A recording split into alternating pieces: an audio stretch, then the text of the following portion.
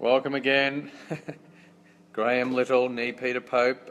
Just had a hyperbaric oxygen therapy, 2 sessions actually, at about an hour and a half and then another hour after a bit of a break. So for those of you not familiar with why I'm crusading so hard for natural practitioners, possibly my life's been saved by hyperbaric oxygen therapy. I started in 2004 back at the Hypermed Clinic in South Yarra after I had a deep vein thrombosis and a 10 centimetre clot, and I initially had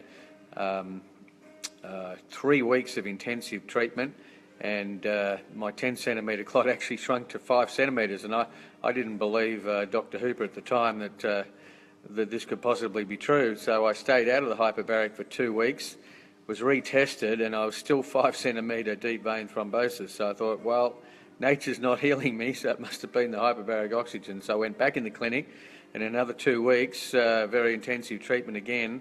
I ended up being retested, and there was no sign of a deep vein thrombosis after 5 weeks of treatment. So I've been a convert ever since.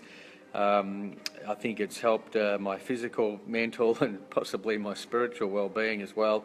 And naturally, I've met hundreds and hundreds of patients over the years since 2004, and was horrified that the regulators were doing everything they could to close Dr. Hooper down. So I supported him in his VCAT challenge back in.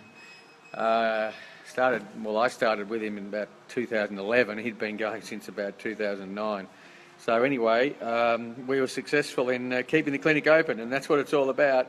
We're up to the 17th regulatory attempt, and the regulators, including Minister Hennessy, very keen to stop people having hyperbaric oxygen. So I'm here to help Mal Hooper now, no longer called a doctor. He was deregistered as a chiropractor, but he's been acknowledged on the world stage. He spoke at an international conference. He's been invited on the international board for his enormous work. He's a groundbreaking practitioner globally, but Minister Hennessy and her predecessors think he's a charlatan. Well, what a laugh. It's embarrassing. I think it really is embarrassing, the Victorian health system. There's a big corruption went on with the Lokomat that he had as well. I'll be telling you more about that ahead of the summit. It involves one of our biggest hospitals. You'll hear why I fight so hard, because our disabled people have been denied the best robotic walking machine as well, because he was taken on by the authorities in the longest health practitioner case ever, not only for using the hyperbaric oxygen therapy, but also for using an advanced robotic walking machine developed with the help of Christopher Reeve, with 400 hospitals worldwide. Not so for Australia. We're in the backwater, and that well-known hospital, I don't think it's got one still, and I'll be telling you who was pulling the strings behind that piece of what I say was massive corruption too. So it's going to be a big week ahead. I need to be oxygenated. I'll just show you that you go into.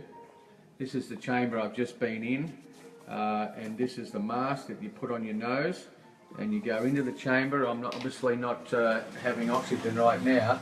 So it is a little bit claustrophobic, but you can actually watch a movie. I've just watched The Last Man on the Moon, would you believe? And so you're actually locked in here, pressurised to equivalent of nearly 2 atmospheres. Normally it's 1 atmosphere, and naturally you are then breathing generally 100% oxygen through the mask, and it's quite an amazing process, and I've seen incredible results, but naturally no evidence according to our little friends at Science in Medicine, but they don't want to do any more trials, of course.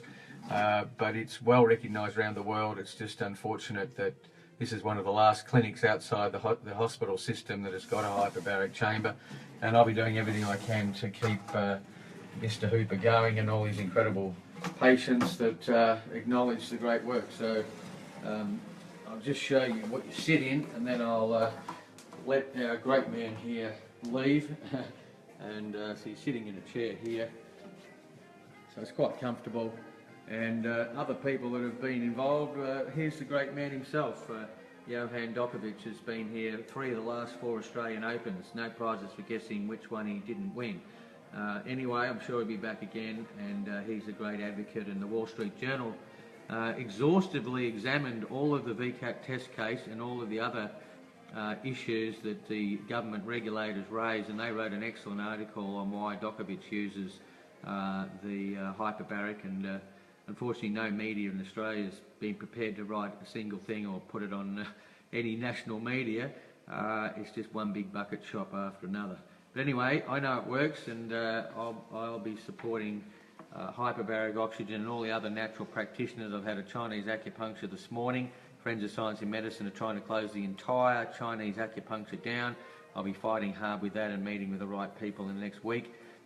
It's an extraordinary document the Friends of Science have put out, and I've got to say, the CDC have just come out with a spider concept on Thursday with 12 whistleblowers saying that there's a big spider going on inside the CDC. So I've got my spider web t-shirt. I've got to unravel what these guys are doing to us all and try and keep myself focused so I can help all of you. Thanks for everyone for all your great wishes in the last 24 hours with Minister Hennessy's excellent #1 staff member, Pauline Ireland. I apologise, Pauline, I put you on the spot, but I'm sure in the end you and I can make a big difference uncovering the incredible CDC corruption, bringing that to Australia and understanding what it means for our health. Bye for now. I'll be down at the Department of Health Monday morning to pick up those screenshots, Minister Hennessy, so I hope Minister Hennessy's got them there. If she hasn't got them, I'll be walking up the road to another establishment. A lot of work to do tomorrow. A bit of a rest day today, but I'm feeling pretty good, and let's tune in. Everybody, unite. www.fightpharmacorruption.com. The summit's definitely going, bigger than Texas. Wait till I tell you who's going to be at that. There's going to be some impassioned mothers. They're going to be speaking from their heart. We've got Brandy Vaughan coming. We've got some surprises internationally and locally. Some I'll tell you about, some you'll have to wait on the day. And the highlight could be the Phantom of the Opera with the biggest organ in the Southern Hemisphere at the Melbourne Town Hall. I've got a big surprise for you on that. So book your tickets on Eventbrite. It's under Summit Against Corruption. I'll be putting out a revised brochure probably tomorrow. Check my website, check Facebook under Peter Little, and please keep helping the mothers that want their stories to be told. Let's get Australia into the 21st century for health. This genocide's got to stop. Thank you very much. Bye.